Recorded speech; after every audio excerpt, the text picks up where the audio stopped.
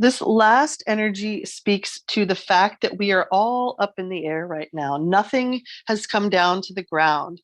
And there may be aspects of important situations that seem hidden from us. And Spirit says there's probably even like this strong, almost urgent desire to know what is going on.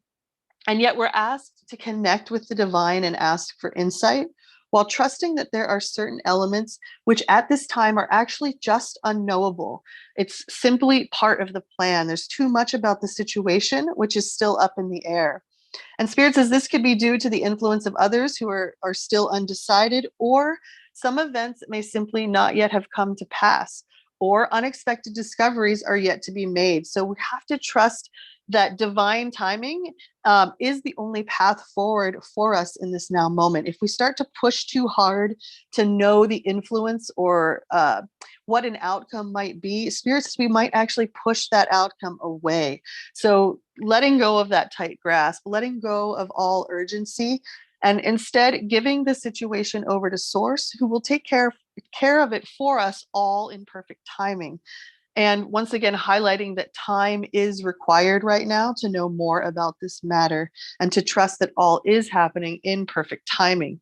This is the time of great revelations.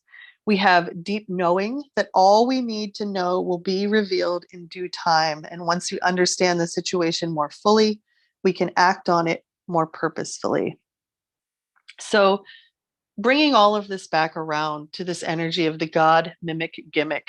The gimmick is up. We talked about the gig being up. This spirit continues to refer to this simulation, this false reality in that way. And it is just a reproduction, and it is a device that's used to cheat and deceive and trick. And for a long time, it's been secretive and in the shadows, and it's been allowed to kind of show itself to us through media and show itself to us through film and kind of have this dishonest control, almost a hive mind, I shouldn't say almost, actually a hive mind mentality over us as a species, to kind of dampen and dim that light, to get that divine spark, that authentic frequency so low that we don't have the quantum charge to actually make the change we came to make in the world, to be the soul that we came to be in the world. So for us to move into that fifth density, to continue to shed the heavier debris of fourth density of nightmares and dreamscapes, we have to acknowledge that the God mimic exists and that it has a seductive and distracting appeal.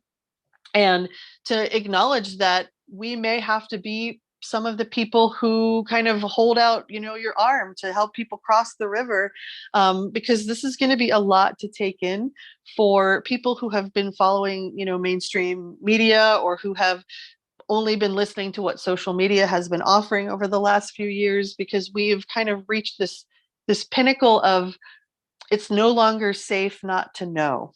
And so God is going to be revealing things to us in perfect timing, and in ways that are palatable for people so that they don't have so much cognitive dissonance that they cannot integrate the information.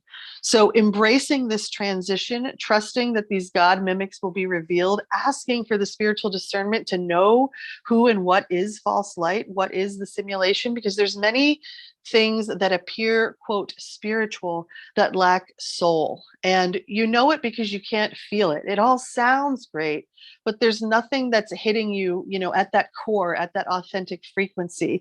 And that made with love frequency that Spirit highlighted tonight, like, how are we going to be that which is made with love? And how are we going to create in the world with that frequency, so that as we unshackle, as we begin to know who we truly are, remember what we came to do here, that we trust in that divine protection, knowing we are that divine protection as we, as Christ said, walk through the valley of the shadow of death, and Spirit saying here that everything is up in the air. So trusting that while this simulation exists, that it is all purposeful, and that we actually are the power that diminishes it, that dissolves it, and we don't even have to fight it. That's the most beautiful thing, is that we simply have to see it and embrace it with what Spirit would call the black light, or the Mother Mary frequency, the frequency